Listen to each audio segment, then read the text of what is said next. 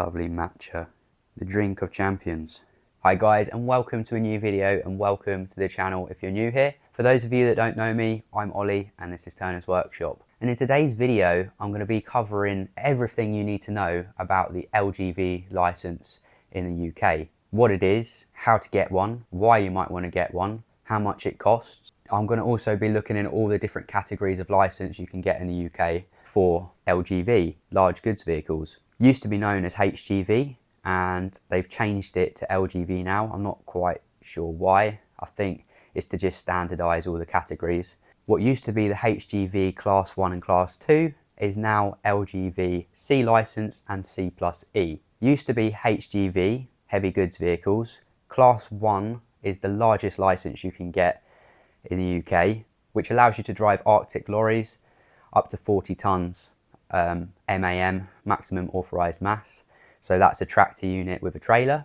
What used to be the old HGV Class 2 allowed you to drive up to 32 tonnes, but that's a rigid lorry. It's not a trailer and tractor unit. So the C licence, the rigid lorries now, is the old Class 2 HGV licence, and the C plus E is the old Class 1. So I've just got my C licence, which now allows me to drive rigid lorries up to 32 tonnes, which is awesome, and I'm absolutely over the moon about it. I'll explain a little bit as to why I wanted to get this licence later on in this video, if you're interested to know. While I was waiting for my test, I saw this poster on the wall and I thought it'd be quite useful for this video. If you pass the Category C licence, that allows you to drive lorries up to 32 tonnes, and you'll automatically get the C1 category added to your licence. And if you pass the Category C plus E, then you'll automatically get the C, the C1 plus E, the C1 and the B plus E. It basically gives you towing rights and you can drive vehicles up to 40 tonnes. This is the highest level of licence you can get in the UK. If you pass your test before January 1997, you may have what's called grandfather rights, and you already have the BE entitlement, the C1E and the D1E. So you can automatically drive vehicles up to 7.5 tonnes basically, including a trailer, without having to do any additional training. Lucky, I know, right? If you pass your test after 1997, which is the year I was born by the way, then you will have to do additional licenses to get these entitlements. So at the moment, if you've passed your car license, that will allow you to drive a car up to 3.5 tonnes MAM, including a trailer up to 750 kilograms, I think. So if you want to drive anything bigger than that, you're looking at getting a big van over 3.5 tonnes, maybe, I don't know, a Luton box to convert or anything like that, you'll have to do an additional license. If that particular vehicle that you're looking at getting is only up to 7.5 tonnes, you could get away with just doing your C1 licence, and that allows you to drive any vehicles between 3.5 tonnes and 7.5 tonnes. So any vehicles up to 7.5 tonnes. If you skip the C1 and you just do the C licence, then you can automatically drive vehicles up to 7.5 tonnes, obviously. So that's why I did the C licence. In my eyes, it works out cheaper overall, because I don't have to do my C1 licence, and then if I decide later I want to get a large lorry, then I'll have to do a separate test again, and I would have to pay for that twice. You can actually just go in and do your C plus E, which I'm kind of regretting not doing now, because that way I would have just got all of the categories without having to do the C test and then pay for the C plus E as well. But the particular place that I went to suggested that I start with a C licence, and they do that for most people taking their lessons, because jumping from a car to a lorry is quite a big step. So you've decided you want to get your LGV C or C plus E licence. Let's talk about how you get one, because it's not just straightforward, oh, I just book a test and go for it. There's lots of steps involved. First of all, you need to get your car licence. They're not going to let you drive a lorry unless you've already got your car licence, I'm afraid. So get your car licence first. Step 2, getting your provisional LGV licence. In order to get your provisional licence, you need to have a D4 medical. So I'll put a link in the description below to the D4 medical form. You'll have to print that off and take it with you to the D4 Medical, which you book online. I'll also put a link to the D4 Medical booking website.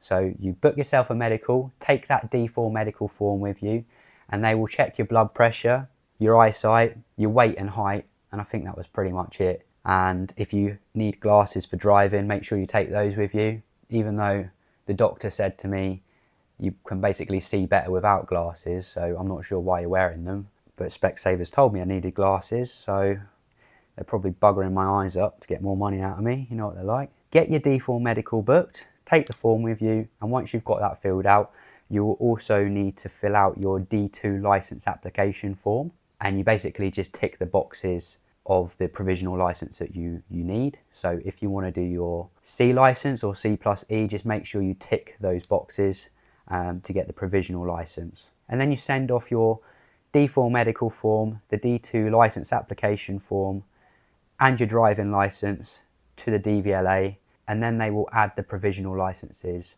onto your license, so then you can do your training. I had a bit of a hiccup when I sent my driving license back to the DVLA. They basically sent it back to me and said my license has expired. So I had to first of all renew my driving license because I didn't realise that they run out every 10 years. A license to print money if you ask me, but there we go, if you'll pardon the pun. So I had to do another application form to renew my driving licence before I could then send my new driving licence back to the DVLA to get my provisional licence for the LGV. So once you've got your provisional entitlements on your licence, then you can crack on and do the theory side of it. So for the theory, it's the same as a car basically, but you've got 100 multiple choice and hazard perception to do. For the theory, you've got to get 85 to pass out of 100, and you get 1 hour 55 minutes to do it. And for the hazard perception, you have to watch 18 clips and you get up to 5 points per clip, and you need 67 out of 100. And one clip has 2 developing hazards and the rest have 1. Total of 100 points you can get. Now, how did I revise for it? I got this app that was very good, and that was £5 a month I think for the first month, and then £10 a month after that.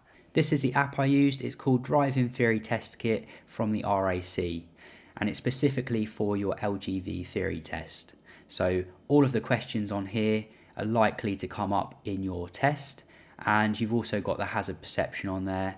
There's over 1,000 questions that you could possibly have in the test for the multiple choice, and it breaks it down into all the different categories, and you can do practice tests, and then you've got a section for the hazard perception as well. So let me just show you how the hazard perception clips work. I'm going to click on a random one here. We're driving down the road and we need to click the screen as soon as we see a developing hazard. So the road narrows at the end and then there's a bridge. So potentially we're going to have a car come through there and it's going to cause us to put the brakes on. So as soon as we see that happening, you need to click the screen and you'll see the flags come up. So right now I'm clicking the screen, the flags are coming up and we've had to brake. So that's our developing hazard. And then we'll get a score out of 5 as to how soon we saw that developing hazard and click the screen.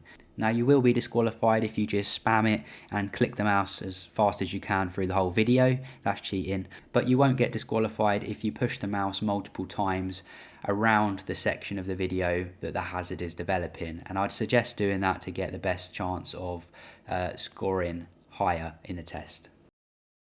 And you can see here I got 3 out of 5 on this one, but on the app it lets you rewatch it and you can see exactly when you should have pushed the mouse to get 5 points. 5, 4, 3, 2, 1. I just literally kept revising every day. I spent probably half an hour to an hour per day up until my theory and hazard perception to make sure that I passed first time. I've done a fair few of these hazard perceptions and theory tests now. I did my motorbike, my car, and now I've done my LGV as well. So they're all much of a muchness. There's a few questions in there that might catch you out. Just spend a fair amount of time revising for it, make sure you're prepared, and I'm sure you'll be fine.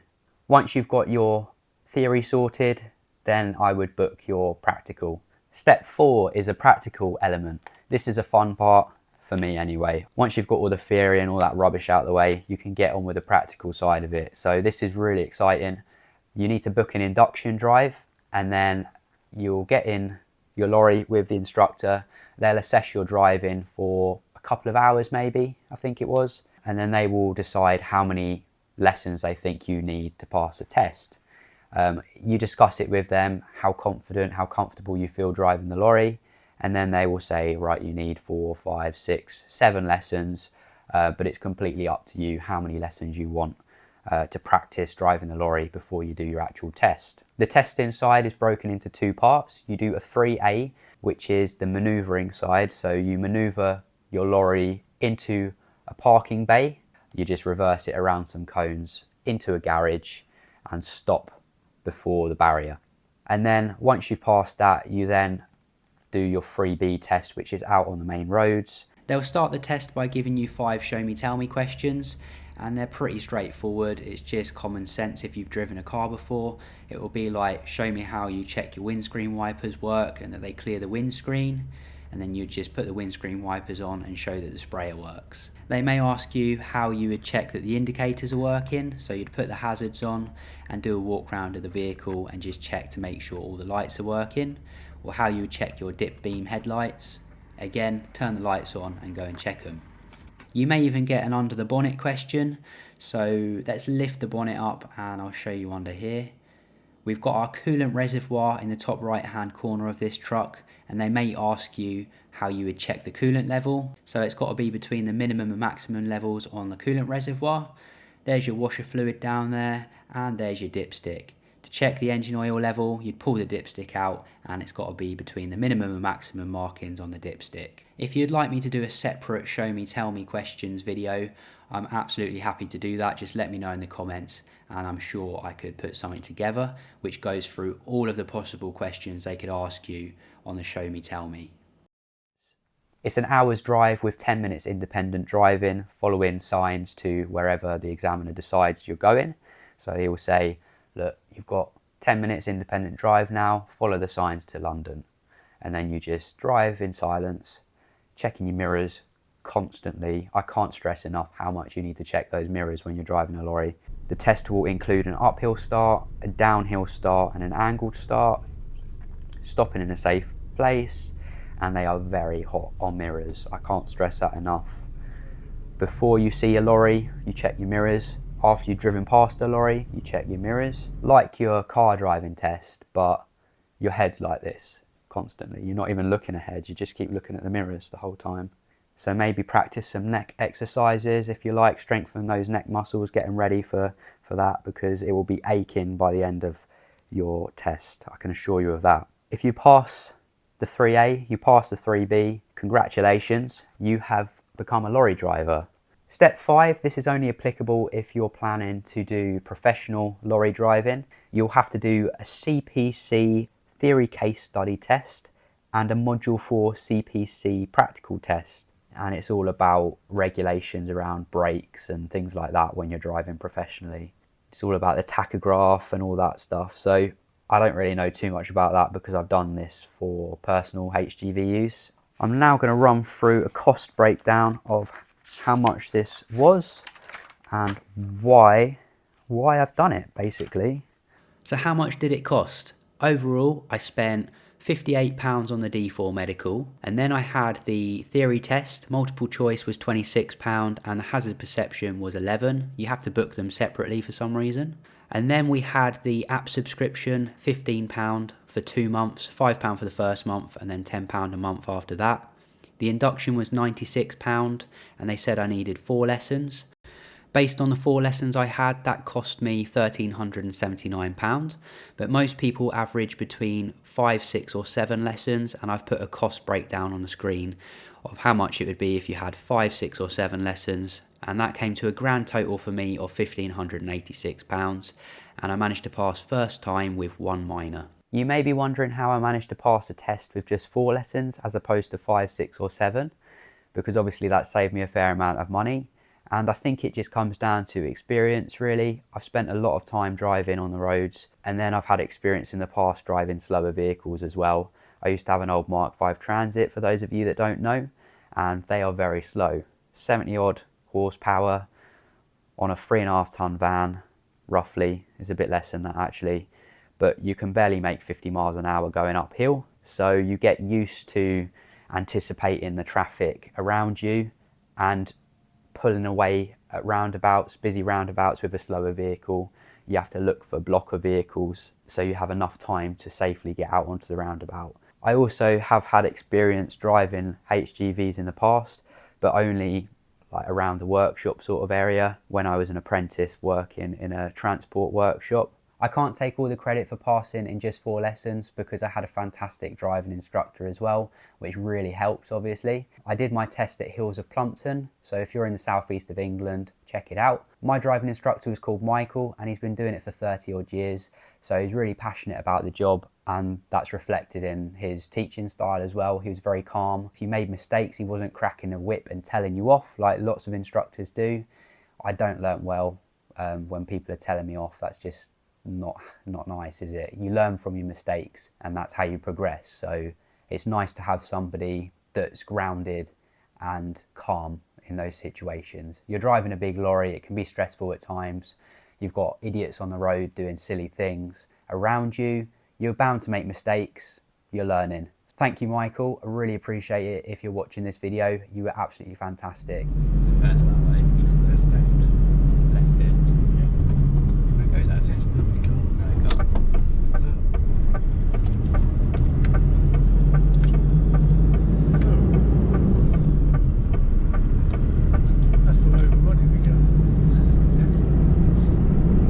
My plans now, I've got my C license.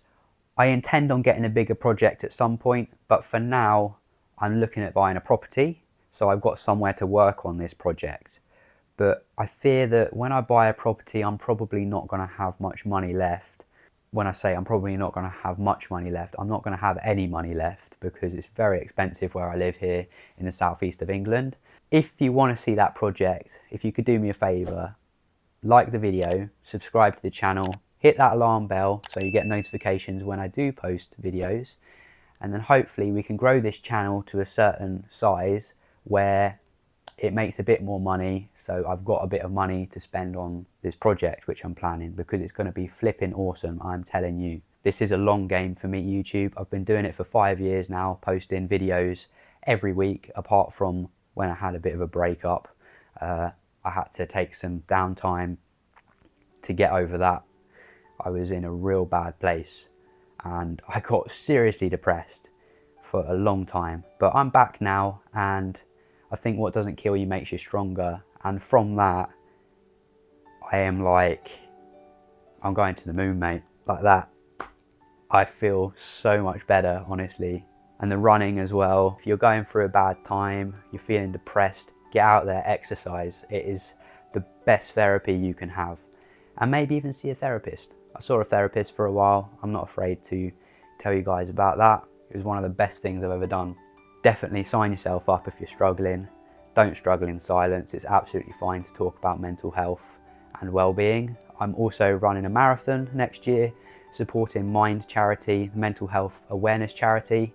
Again, a charity that really resonates with me because I've been through some pretty dark times, as I think lots of men do, more so than women, because we suppress our feelings. You want to show dominance as a man, you don't want to show your emotional side, so you kind of hide behind this barrier. It's not good. We need to talk about our emotions. We're human, we're all human, we're all the same. Open up, talk about it, and it's absolutely fine if you're struggling. With that being said, I hope you found value in this video and you enjoyed watching it. Best of luck if you decide to do your C license or C+E. It's absolutely fantastic. I've really enjoyed doing it, and I think when I've got the money saved up, I might do my C+E as well, the old Class 1 HGV license.